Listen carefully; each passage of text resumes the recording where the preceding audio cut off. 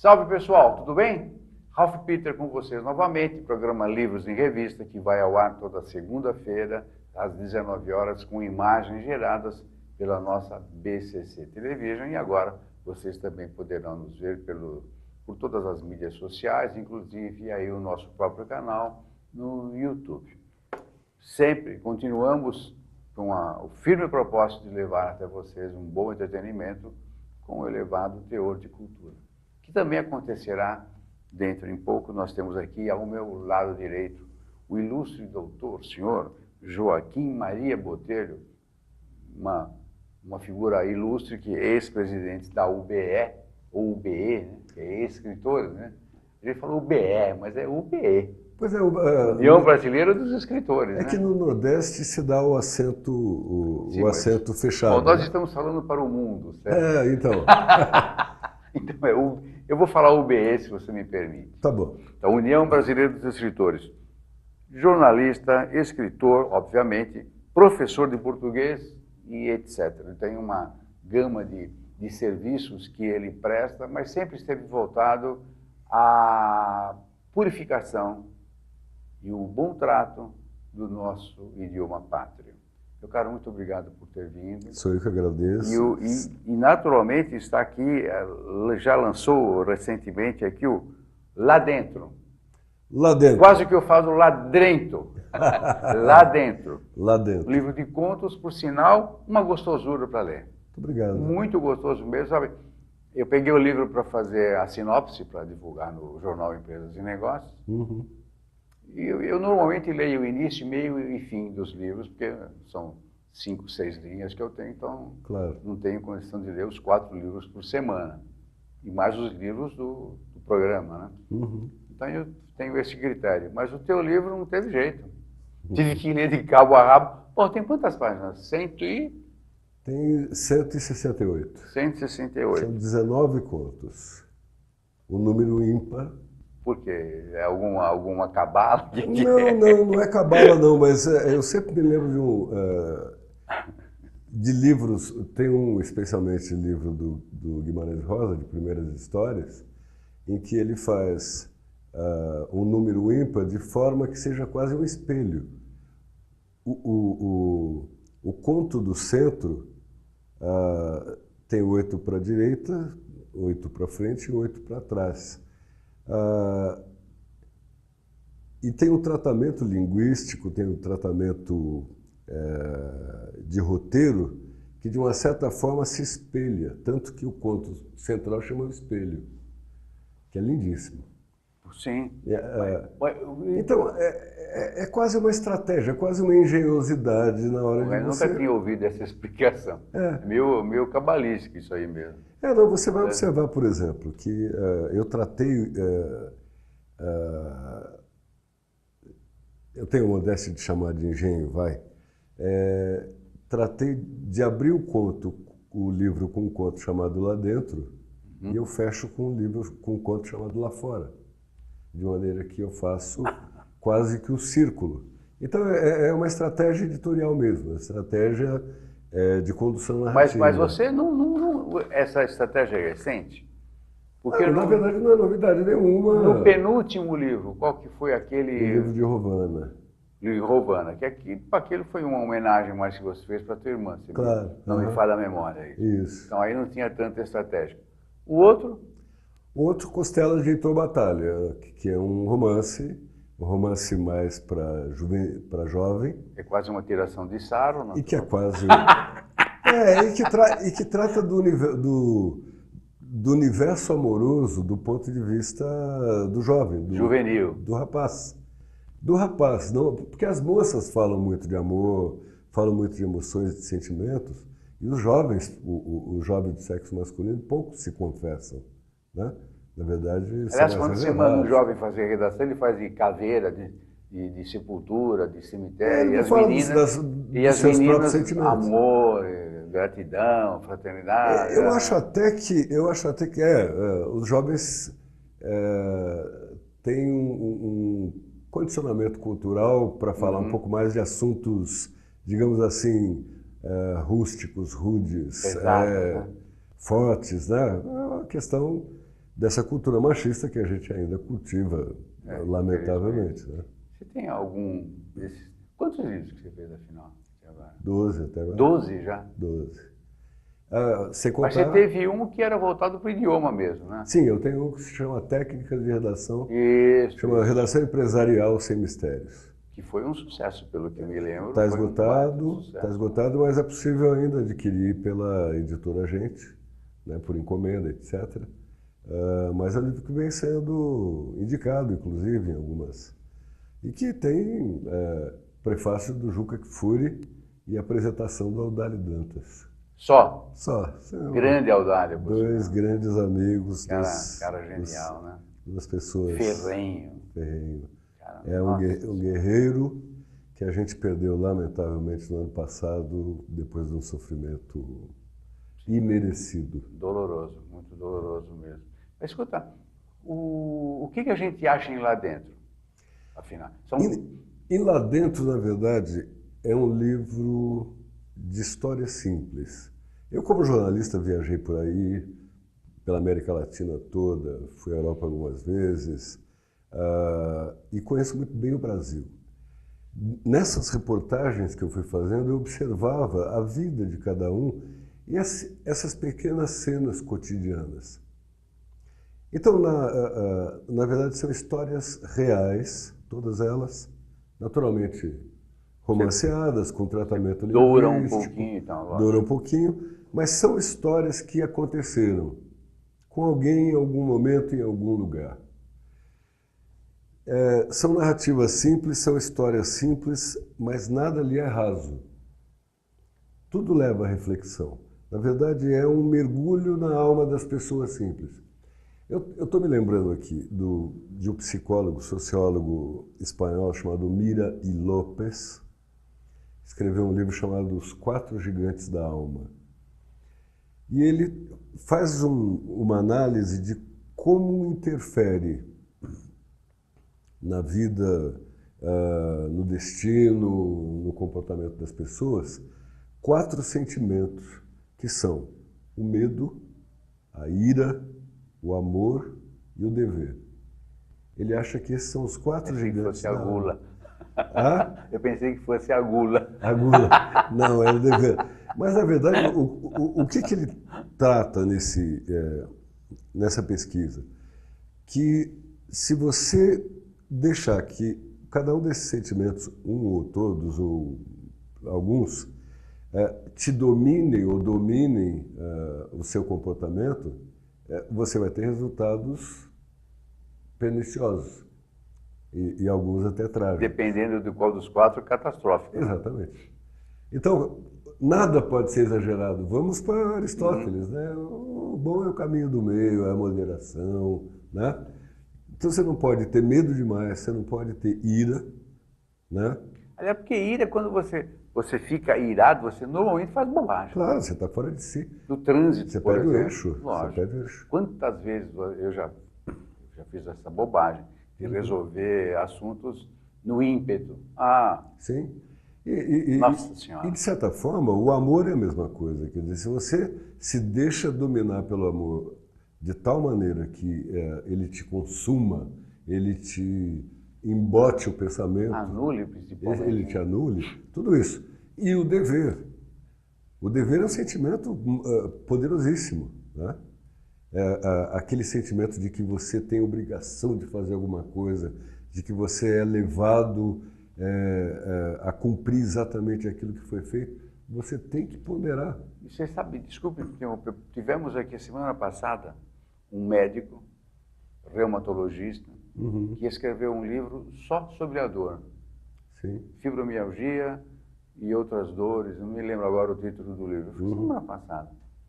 E ele falou justamente isso, o excesso de dever, o excesso de tarefas que você agrega, o não saber falar não, por exemplo, te leva a dores imensas e que você não descobre. Por quê? Porque não é físico. Exatamente. É psicológico. Então, de certa forma, eu acho que eu me inspirei um pouco nesse estudo do Mira y López, no trato que eu fiz desses contos. Porque, na verdade, está tudo ali. Tem medo, tem angústia, tem afeto, tem dever. Fraternidade, o miserê, fraternidade. por exemplo. Miserere, né? Nossa, esse aí é cortante, né? Pois é. E são coisas que a humanidade enfrenta o tempo todo e que você não corrige ou você não conserta e a vida atropela, né? E a gente passa pela vida enfrentando situações simples, pequenas, triviais, e que podem levar a resultados Porque pesados, se né? a gente deixar que ele se agigante. E é um livro de reflexão, na verdade. É um livro de... Se bem que muitas vezes eu acho que o que você está falando é obviamente correto e as suas tintas provam isso. Mas não é essa solução simples não é para qualquer um. É difícil fazer o simples. Não, É muito. Olha, para conseguir fazer uma boa redação na faculdade, tive que descascar um monte de verniz que eu tinha, porque, sabe? É verdade. Queria falar, Meu, vai do simples, pô, sabe? E é difícil ir no simples. Nossa, como é difícil. Se você pegar um grande exemplo de literatura de linguagem simples, mas com uma densidade e uma correção fantástica, é Graciliano Ramos. Né? Ele é um modelo de linguagem, um modelo de boa gramática, um modelo de compreensão, clareza, coerência. Por falar em modelo, você tem algum muso ou musa, tirando a mamãe, naturalmente, a Dona Ruth, que isso, né, é tráfico de influência já, né? Pois é. Olha, vamos falar um pouquinho da Dona Ruth, que merece? Vamos. Dona Ruth Magalhães. Guimarães. Não, Guimarães. Ruth Guimarães, uma pessoa fantástica, mãe desse moço aqui, que deixou uma obra vastíssima. 50 livros. Membro da Academia Paulista de Letras. Não se fala membra, fala membro. Não, é membro. É membro mesmo, né? Membro da Academia Paulista de Letras, uma mulher super rigorosa, vigorosa e brava e braba, né? E uma grande tradutora. Ela foi grego, né? Do grego, do latim e do francês principalmente. Ela traduziu, eu posso dizer que para o Brasil, ela trouxe uma boa parte das obras de Dostoiévski que ela traduziu do francês para a editora Cutrix, isso na década de 50. Já havia algumas traduzidas naturalmente, mas ela fez um trabalho intenso. Traduziu os melhores contos de Dostoiévski. Uma mulher que eu tive muito prazer em conhecer, em servir, e ai de mim se não servisse. Pois isso que eu estou tirando ela, vai. Qual é a tua musa ou muso? Tem algum que fez que, é esse cara eu quero ser, esse sujeito aí? Olha, na verdade eu tenho um escritor que me inspira de uma tal maneira por causa Ele tem uma literatura muito simples, muito objetiva, às vezes muito dolente, muito sofrida. Chama John Steinbeck. O John Steinbeck escreveu As Vinhas da Ira. Vinhas da Ira. Maravilhoso. Estava tentando lembrar, você falou, abriu o arquivo, mas não deu tempo. E eu gosto muito de um outro livro dele chamado De Ratos e Homens, que trata de... Tem alguma coisa a ver com o que nós estamos passando hoje? Não? Tem, de uma certa forma tem. Vamos valorizar os ratos, hein? Não, pois é. Mas é que são pessoas muito simples, são dois trabalhadores rurais, banidos pela grande crise da Califórnia dos anos 20 e 30, e um deles é deficiente mental. E o outro cuida dele como se fosse o irmãozinho, como se fosse ele era apenas vizinho, perdeu os pais, e o livro trata dessa saga dos dois em busca de emprego numa colheita de laranja, e lá acontecem coisas trágicas por causa de razões simples. o Lenny, que é esse garoto deficiente, débil mental, ele gostava muito de afagar animaizinhos. Só que ele não tinha noção da força, ele acaba matando um animal pequeno. Isso, na verdade, é uma antecipação, é uma profecia do que vem depois. Porque a mulher do filho do dono da fazenda começa a brincar com ele, quer provocá-lo sensualmente, sem querer, naturalmente, se envolver com ele, queria zoar. E, em um determinado momento, ela se deixa abraçar por ele e ele quer afagá-la, como ele afagava os animais. Quebra 4 costelas. E ele acaba estrangulando a moça. Nossa. E aí começa uma perseguição, aquela perseguição quase Ku Klux Klan. Sim, E acaba em tragédia. Quem quiser saber o final, eu leio o livro. Pois é. Não, a história é dolorosa e tudo, mas ela é trivial, ela mostra um aspecto da economia e da sociedade norte-americana dos anos 20 e 30, que foi a grande época da crise, o que tem muita semelhança com o que a gente está dizendo aqui agora, né? Em que situações banais, triviais, rotineiras, acabam E rompem uma... o que é uma gota d'água vira uma enxurrada. Exatamente. Agora, é evidente que eu não me inspiro só em autores estrangeiros. Eu tenho um autor nacional que me causa uma belíssima impressão, além de Graciliano Ramos Evidente. Eu gosto muito de Altran Dourado. Você cita ele no livro?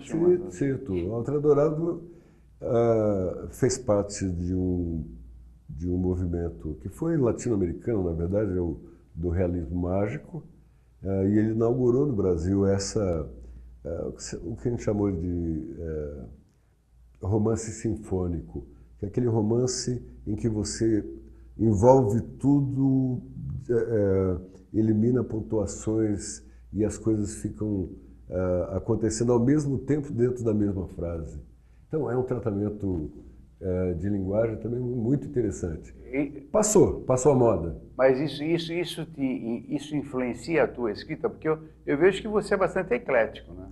Você vai de um canto a outro. Eu procurei ser eclético para que esse livro fosse meio que um roteiro, não vou chamar de roteiro, mas que fosse um painel, de situações geograficamente distribuídas. Você vê que tem contos no Nordeste, na região Sul, Minas, em Minas. Quer dizer, eu tratei de fazer um painel com tipos brasileiros, com situações brasileiras e, acima disso, situações humanas. Situações de humanidade, de afeto, de conflito. Acho que é um livro para a gente parar, ler dar uma degustada, depois ler o outro. Eu quero acreditar que eu estou trazendo pontos de reflexão sobre a gente mesmo, sobre o país, sobre as nossas relações, sobre os nossos sentimentos. Quanto tempo levou? São 19 contos que você falou? São 19 contos. Sabe que são contos de várias épocas. São contos que eu escrevi, digamos, há 20 anos e nunca publiquei. E que tem um ou dois que eu publiquei numa revista, um deles, o outro eu publiquei num site um tempo atrás. E tem um ainda que fez parte do meu romance Costela de Heitor Batalha. Acho que é o último, não é? Mas resumidinho. É o último. É o último. Déjà vu.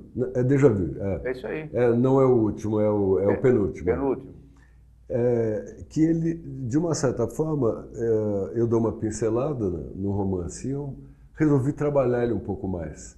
Resolvi deixar ele um pouco mais robusto, né, para esse livro. Então, eu acho que é isso, é um painel com contos produzidos em momentos diferentes do tempo. Eu escrevi, desses 19, eu escrevi 7 ou 8 nos últimos 6 meses, digamos assim. Só? Só. Assim, rápido para compor o Agora, volume, né? uma sacanagem que eu vou te fazer. Diga. Tem algum de preferência? Né? Alguns Tem. falam, esse aqui é o meu filho, que sacanagem, é meu filho predileto. Não existe. Tem. Tem um conto que trata de um desmoronamento no Morro do Saboó, em Santos. Existe esse morro? Eu não Existe falar. Existe logo na entrada. Nem tive oportunidade de procurar. Logo na entrada. Não, tudo que tem ali é real. Saboó. Saboó, Morro do Saboó, Em Santos. em Santos. Você descreve, dá detalhes e tal. E falo da história, de desmoronamentos anteriores. Passa a impressão que você conhece o local. Sim, eu conheço o local. De todos os contos, eu conheci tudo. São coisas que eu testemunhei. Ou são coisas que me foram contadas, ou das quais eu tive notícia. Mas, de qualquer maneira, são coisas que aconteceram. Dá uma fala dele aí. É um fulano que acorda, de repente, ele está soterrado até o peito num deslizamento de terra. Que é mais ou menos o que está acontecendo em Brumadinho, o restante dele. Pois é. Que absurdo, não? E aí ele está tentando salvar o que ele tem no bolso da camisa, que é o salarinho do mês. Então ele está soterrado até aqui, com um dos braços preso lá, e ele tentando segurar aqui. E surge uma pessoa na madrugada e ele acha que é alguém que vem ajudar. E na verdade é um saqueador. E aí o conto se desenvolve nesse caminho. Né? Que tem a ver com medo, tem a ver com ira, né? Tem a ver com esses gigantes da alma. Falta de humanidade. De humanidade, sim. Então, em alguns momentos eu trato de algumas coisas muito cruas, muito cruas. Tem um outro conto que trata de uma família ameaçada de morte pelos cangaceiros. Qual que é? Chama Frutos Secos. Acho que esse eu não li, velho. É uma família que está fugindo dos cangaceiros. E eles, no meio do caminho, param um cavaleiro que vai ajudá-los. E mais tarde eles vão ver que não é nada disso. Você nunca entrou pela política dentro? Não. Nos contos, já? Mas Por exemplo, você é um bom observador, obviamente, você é um cara culto, está na cara que você tem bastante cultura e você, obviamente, é um bom observador. Até porque você é jornalista também. Faz parte da profissão. Nada é perfeito, né? O que você vai fazer? Pois é. E eu acho que, assim como a Avenida Paulista no domingo à tarde, a nossa política, o que acontece com os políticos, Supremo Tribunal Federal, que é um lixo e tal, isso aí é um caldo de cultura fantástico para quem tem o talento igual a você, que sabe escrever bem, colocar bem as coisas no papel. Eu não tratei literariamente de política, mas eu participei de um livro em que eu discuto, na época eu era chefe de redação da TV Globo, em São José dos Campos, e fiz uma análise política do papel dos prefeitos, do papel dos políticos nos municípios, os seus deveres e principalmente os seus problemas. O prefeito, quando é eleito numa cidade do interior, ele acha que ele foi eleito para ser dono do município durante 4 anos. Então ele faz o que ele quer, ele contrata quem ele quer, indica, demite, persegue e etc. E há poucas maneiras de você domar esse pessoal, porque ele compra a Câmara dos Vereadores. Dá para transpor isso para o Estado? Não. Dá para transpor isso para a União? Não, de jeito nenhum.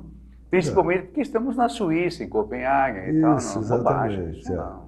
Então, esse foi um trabalho a partir de observação e com base real e tal. Ficou mais como um artigo. Mas ficou adstrito àquela época. Ficou adstrito àquela época. Nunca mais. Não. Você está perdendo um belo bonde da história, hein, velho? Poderia ser um bofilão, é verdade. Tá aí eu Eu digo quando eu não tenho talento, não é um gesto de autocomiseração, é uma realidade. Não tenho o talento que vocês têm, infelizmente eu conheço muitos outros escritores que têm um talento fantástico. Vê uma coisa e já logo tem um insight e corre para escrever alguma coisa. Como eu admiro isso. Eu acordo à noite para fazer anotação. Pois é, eu também faço, mas só das coisas que eu deixei de fazer. Opa, nossa, não paguei. Corre lá e escreve, tem que pagar. Mas, infelizmente, eu não consigo escrever. E olha que eu me quebrava o galho no ginásio. Ginásio. 0 de matemática e 10 de redação, quebrava meu galho. 5, todo ano. Eu não chegava ao 0 de matemática, mas eu ficava lá pelos 5. 1 e 2 no máximo, quando o cara quebrava meu galho. Meu, estamos encerrando. Que pena. Eu acredito que você vai vir logo, porque você não para de escrever, né? Pois é. Não, na verdade eu tô num ritmo que eu acho bem adequado. Eu estou lançando um livro a cada 2 anos. Que eu acho bem razoável. É um tempo de amadurecimento. Esse que você fez agora é pela editora? Esse pela editora Reformatório. Reformatório. Editora Reformatório. Você precisou de um reformatório para escrever? Não, na verdade... Cópia do Marcelo Nocelli. Marcelo Nocelli é o editor. É o editor. Jovem editor, né? Jovem editor, um rapaz especial, formado em letras. Ele é gráfico. Olha. De formação anterior. Resolveu fazer letras e criou uma pequena editora que está lançando pérolas. Inclusive lá dentro. Inclusive lá dentro, muito obrigado. Mas ele venceu o Prêmio São Paulo de Literatura, um dos autores dele em 2016 foi o Marcelo Maluf, com a Imensidão Íntima dos Carneiros, e neste ano de 2018 venceu novamente com a Cristina Judá no livro 8 do 7.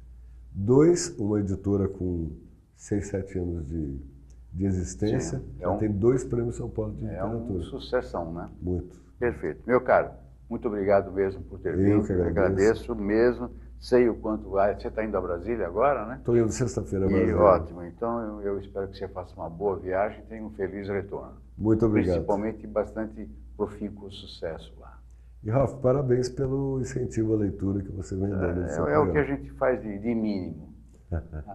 Pessoal, como de hábito, agradeço ao pessoal técnico, Luciana, Verão, Márcio e todo o resto, e principalmente a Maria Estela Guedes, que através do seu site www.com nos insere em todo o universo lusófono, que nos dá uma belíssima audiência e principalmente uma audiência muito gabaritada. Até a próxima, muito obrigado pela companhia. Tchau, tchau. Felicidades.